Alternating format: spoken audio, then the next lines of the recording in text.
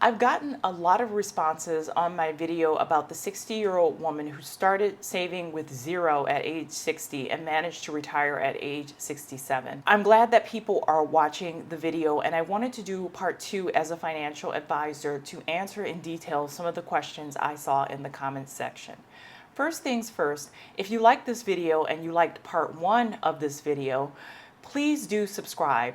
It helps with metrics, and it helps share the message so that more people can get this information in saving for retirement when you're starting out in your older years and would like to retire at age 67.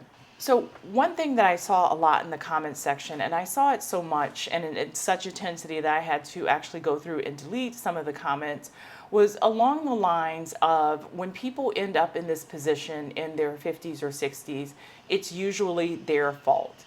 And, I did not want to talk about the assessment of blame in situations like this. I was very careful to explain the entire story that this woman had been stricken with a very serious illness, cancer, in her 50s and was given a rather low chance of survival and managed to survive.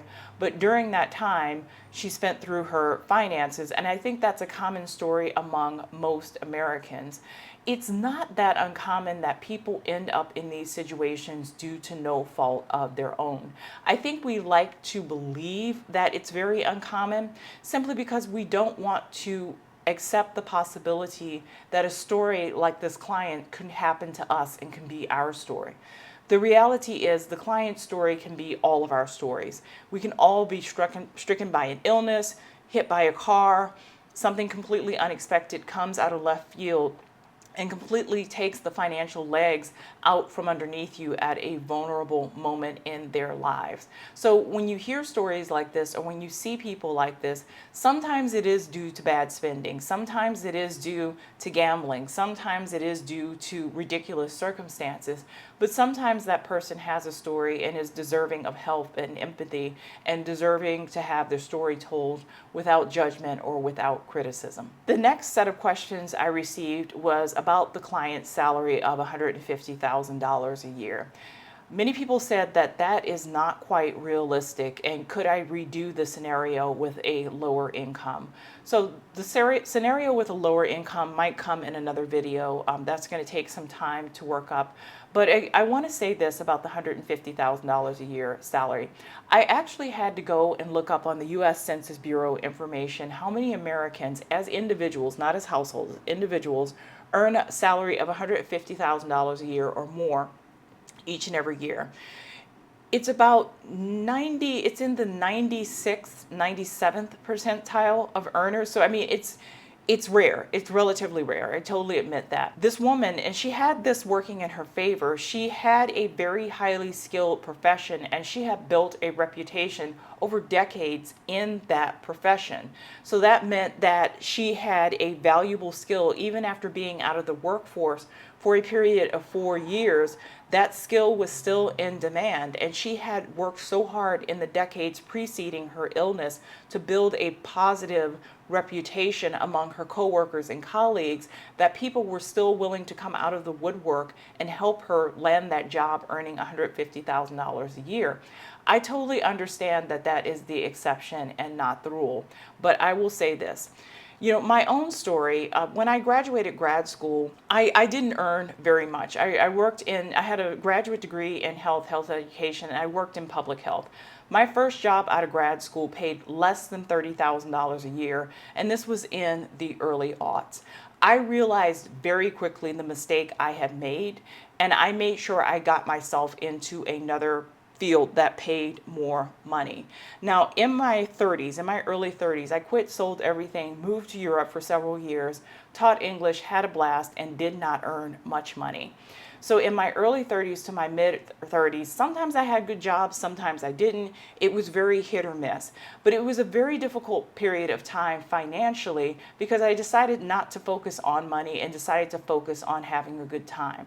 So after 5 or 6 years, I realized where that was going, and I realized the magnitude of my mistake. And I deliberately picked a very high earning field to go into at 36 because I knew I had to make up for lost time. This is more so a message for my younger viewers, for people who are in their 50s, 60s, I understand that this is very difficult, but you have to do everything you can to get yourself into a high earning position sometime in your career, preferably by time you are in your 40s.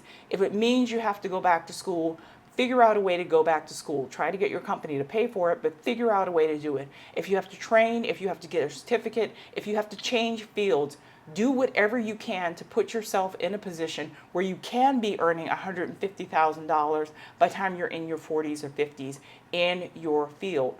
Why is this so important? Because we don't know when life will strike. If this woman was working in a low income profession and had to go back to doing very hard manual labor at low income, she probably couldn't work the 7 years to make this plan happen, because hard labor wears down the body and wears down the mind. And she likely would not have the money or resources to save for a successful retirement. So I understand it's an exceptional situation that this scenario happened with a person with $150,000 a year, but that $150,000 a year didn't come out of a vacuum. It required decades of work, decades of good relations with colleagues and former bosses, decades of experience, and she had the good fortune to be in the profession that wasn't necessarily being attacked by AI. A lot of writers, in my book of business, clients who are writers, are starting to have to fend off jobs from AI. Her specialty in technical writing, AI was just emerging on the scene, or just starting to emerge on the scene, but she was able to eke out those 7 years and retire before AI came in and started dominating the field. Technical writers actually still make a good living because AI can't necessarily compete with their level of craft and expertise yet, but they know it's on the horizon. So some of my technical writers who are younger are making plans, or maybe some of the technical writers who may be caught up in that transition are learning how to write like human-aided AI to enhance their technical writing skills so they can eke out a few more years in that field. But $150,000 a year, albeit uncommon, we really need to be working towards earning more money so that if something does go wrong in our lives, we can pick up, move forward, and still have enough money to achieve our goals. Also, it underscores the importance of having good relations with your colleagues and your bosses. She, like I said, really had done a commendable job of keeping in contact with people, keeping up to date on the industry, and those contacts paid off in helping her land a pretty high-paying career within, I think, about 3 or 4 months. To the time that she announced she was ready to go back to work, she had that job. A boyfriend, girlfriend, partner, spouse, find a spouse to kind of help out with this situation. Not a good idea. Not a good idea.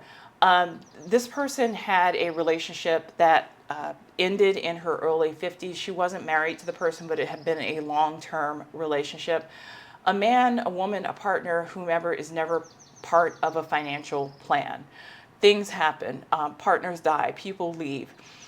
The thing that I find most tragic in planning for people's retirements are people who end up in relationships they would rather not be in, but really don't have a choice because the people are financially dependent on each other. Those are like the worst situations, and you never, it's honestly better to not retire or to work longer versus spending 20 years of your life with someone who you really don't want to be involved with. So, I would never recommend to a single client that they should get a boyfriend or get married or get a partner. That's kind of insulting, and it just may not be in alignment with the person's life plan. She actually did later on have a boyfriend in this plan, but it wasn't a financially symbiotic relationship. She did her own thing financially, he did her own thing financially, and that really worked well for each other. A lot of people are very hesitant to get in relationships in 60s and 70s because of the issue of finances. So it really opens up your options in terms of finding a partner if you can stand on your own 2 feet, and look for a partner that will stand on their own 2 feet.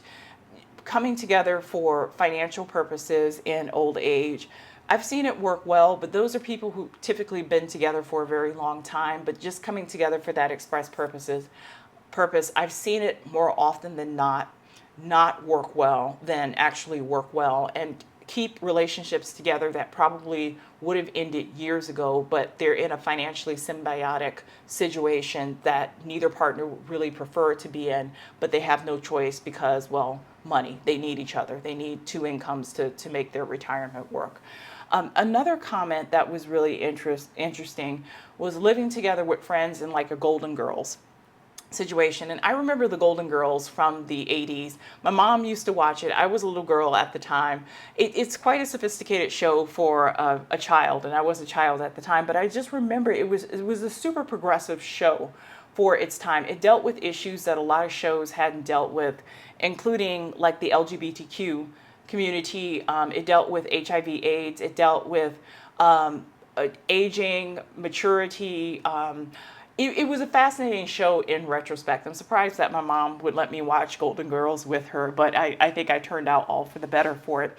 But the premise was four ladies who lived together in a house in Miami, and they were all widowed or divorced, and they became friends in their roommate situation. It's a great show, great cast with great chemistry, on-set chemistry. They did a really wonderful job with that show. Is it a reality, a possible reality for retirees now? I think you have to proceed with extreme caution. You know, the Golden Girls never got into the situation of who pays the rent. What if someone can't pay the rent? What if someone goes into a long-term care issue in that situation? Who takes care of them, if anyone takes care of them? Mental health issues, medical issues. And unless you really are prepared to deal with that, not only for yourself, but also potentially for your roommates. Because if you're sharing space with this person, you will probably be drawn into the situation to some extent. The Golden Girl situation just may not work out the way that you had hoped. I think a lot of people are interested in the Golden Girls situation. People who typically have more than enough for retirement or sufficient means really aren't interested in living with other people. It's always people who don't have enough or don't have sufficient means for retirement that bring it up.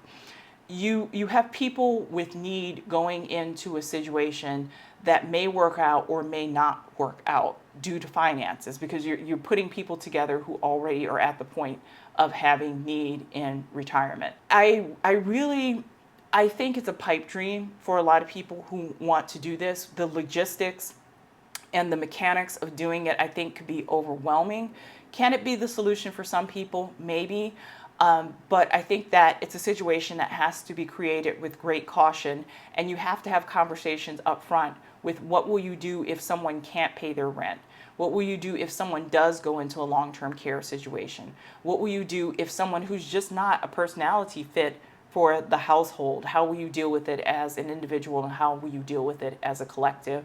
But I typically don't suggest planning retirement in conjunction with another person unless you are married to that other person or have already established very long-term relationship with an individual and have the agreement that you will retire together. Someone asked the question about long-term care, and this does kind of tie into long-term care. This particular client didn't have a long-term care policy. Most Americans don't have long-term care policies. Maybe only 3 to 4% of Americans actually have a long-term care policy. A person asked, like, when is the best age to actually get a long-term care policy? And I, as a financial advisor, I strongly suggest you work with a financial advisor, not just an insurance agent, because an insurance agent is only licensed for insurance. And when you only have a hammer, everything looks like a nail. So they may provide an insurance solution when there is another solution that can work to provide long-term care for you. And a certified financial planner will be able to see everything in a 360 perspective and be able to tell you whether a long-term care policy is the right thing for you. But I have mixed thoughts about long-term care policies. I deal with long-term care policies that were bought decades ago a lot for my clients. And it's always disappointing because these long-term care policy companies don't want to pay out. They have the strategy that they're going to make you move heaven and earth twice to get to someone, to get to an answer of activating the claim and actually paying out on the policy. And it drives me mad because I, as a financial advisor, am doing all the legwork with these companies to finally get these bums to pay out. I'm sick of it as a strategy. And I really wish if we as a nation were in a different political system, that the politicians would take on the strategy of these insurance companies and say, basically, you cannot obstruct a client from basically activating the claim and getting access to the money that they are due. That is illegal, it's immoral, it's unethical, it's not right, and it should be illegal. But fortunately, as a financial advisor, I'm extremely tenacious and I'm extremely good at navigating these systems with the insurance companies, and I do eventually get my clients to the point of payout. But having the experience working behind the curtain with the long-term care insurance company really has altered my perspective of long-term care. Now, I still think for most Americans, a long-term care policy is a good idea. They are unholy expensive and they are very difficult to get. The question from the individual was, when was the right age to get a long-term care policy? The answer typically is as early as you can. Now, I'm not talking to somebody in their 20s about a long-term care policy. I'm not even really talking to someone in their 30s about long-term care. It's really 40 and beyond that I really start hammering the message of long-term care. I got my own long-term care policy when I was 38, simply because it was an excellent policy. I knew that policy was only going to be on the market for 6 months because the actuarial work on it was not beneficial to the insurance company. And as soon as somebody figured that out, they were going to pull that policy. And that is exactly what happened. 6 months after the policy went on the market, it was pulled. But because I had gotten the policy for myself in that time, I was basically covered. But I pay an unholy sum every single year for that long-term care policy, and I will pay that unholy sum probably until my 60s for that long-term care policy. Now, I tell people you want to get it as early as possible without being ridiculous. You don't want to get it in your 20s. You really don't want to get it in your 30s because people begin having issues with their health and people begin having issues with their weight. How much you pay for a long-term care policy is often associated with your health condition and weight. And if you are 1 pound over their weight table, they will either deny you or you will pay exponentially more for that policy. And so I remember when I got my policy, I was within 5 pounds of the maximum of that weight category. And if I had hit that weight, the next weight category, I would be paying probably an extra $700 per year from that point forward for that long-term care policy. But I got in like right under the radar of that weight table. So these policies now, if you sneeze too hard in the past 10 years, they don't want to cover you. So anything from like, elevated blood pressure. I've had clients who were put into another expense category because they had elevated blood pressure. Definitely blood sugar issues, weight issues, any sort of irregular like pap smear or mammogram or anything like that. These long-term care companies will not cover you or will cover you at a very high rate. And those things typically start happening in your 40s. So by the time you're in your early mid 40s, you should be looking at different policies. And again, don't just go to an insurance carrier. Talk to a certified financial planner about what type of policies would work for you. You also need to be aware that you need to have an advocate on your side that will go to bat with these insurance companies when you need to activate that long-term care policy. That is myself in the case of my clients. That is my job as a financial advisor. But if you don't have a financial advisor, you don't have a close relative on your side, and you don't have the mental capacity to go toe to toe with these insurance companies to get them to pay out, the long-term care policy may be for naught because you may not be able to access those benefits. So be very careful when selecting your long-term care policy and make sure that you will have an advocate on your side to make sure that you can collect the benefits that you are due. Annuity. Someone brought up the matter of an annuity. I don't talk about annuities too much on this channel. Maybe I'll do a series on annuities because they are their own topic of conversation. But I have been a financial advisor for almost a decade, and I have done very little work in that decade with annuities. Annuities make sense in a very narrow set of circumstances and for a very narrow set of people. I think there was a period 15, 20 years ago when annuities were sold to anybody with a pulse, including people who were not good candidates for annuities. And havoc ensued from putting all these people into products that they didn't understand and didn't really make sense for their financial future. An annuity would not make sense for this client. Reason being, she could go into a long-term care event at any moment. When you go into a long-term care event with an annuity, the money is locked, and that is a huge problem. And so, annuities also make sense. I have clients who have spending habits or gambling habits or things like that. And if they had free access to all of their money, they would burn through it. So I made the decision to lock a portion away in an annuity to keep it out of their hands, and it's worked phenomenally well. Or they have children, relatives, somebody who's chomping at the bit to get their parents' money. Well, it's locked in an annuity. It was not suggested, it was not even a thought for this particular client, simply because this person may experience a long-term care issue at any point. The money needed to be liquid and fully available and not locked away in some annuity should she go into a long-term care event and require medical care or long-term care, because she was in the position of having to self-fund. There's no long-term care company that would insure her, especially with her medical history she just had. Okay, people ask the question, this is a good question, would this be possible for someone on a lower salary? Yes and no. I mean, you can look at the formula I basically use for this client. It's 1/3 save, 2/3 spend. Part of the reason she was able to successfully do that was because she had a pretty decent salary where she could easily figure out a way to live on that $100,000 a year in the present, and she could take that additional $50,000 a year and save and invest. Now, the numbers dramatically change when the income comes down. The median income for a working American is about $60,000 a year. Could this work on the median income for the average American?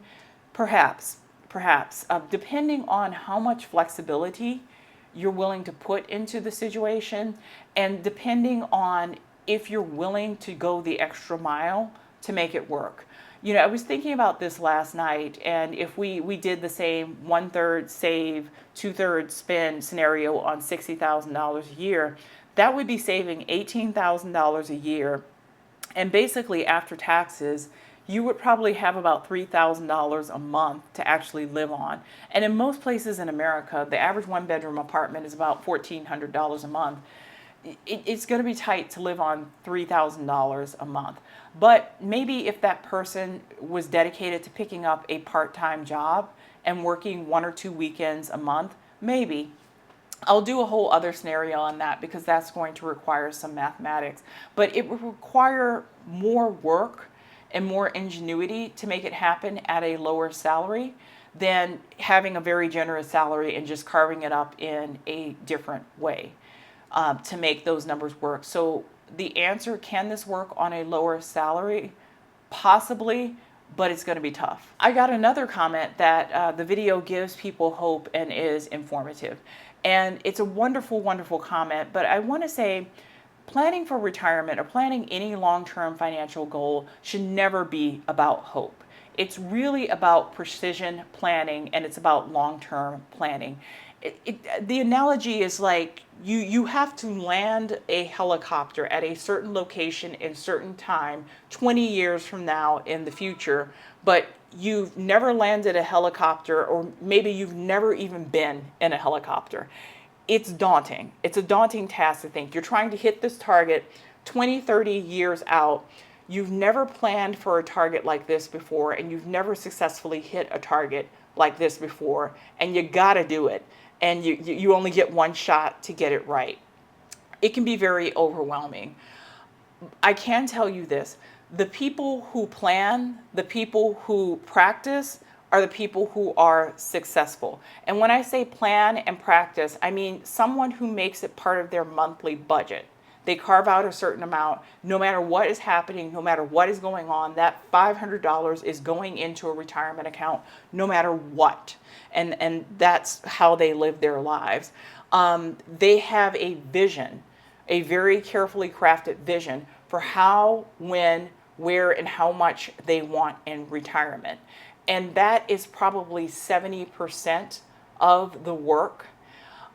Most humans, it's a skill set that most humans don't have, to be honest. This is the first time in humanity we've ever encountered the concept of retirement, and we've had to plan for ourselves 30 to 40 years out. It's just not the way the human mind typically works. And unless you have professional assistance, or unless you're just one of those people who are fortunate enough to have the mindset to be a long-term planner by nature, most people just fail at the task. And it's not because they're bad people, it's not because they're blowing through their money, it's just not the way we are hardwired to think and to plan. So, hope is a wonderful thing, but hope will only take you so far. It really does require planning, and it requires practice. And the earlier that you can plan, the earlier that you can practice, the more likely that you're going to be able to land that target. Ideally, I would love to see more people as early as their 20s or 30s planning and practicing for the day that they're going to have to land that helicopter and begin their life in retirement. And they're going to have to live 20, 30, maybe even 40 years on whatever they saved during their working career and make it work for them. So there you have it. Some additional follow-up questions. This was a bit of a long video, but I'm going to put in chapters for you. Tell me what you like, tell me what you don't like, and if you found this information useful, please like, please share, and please subscribe.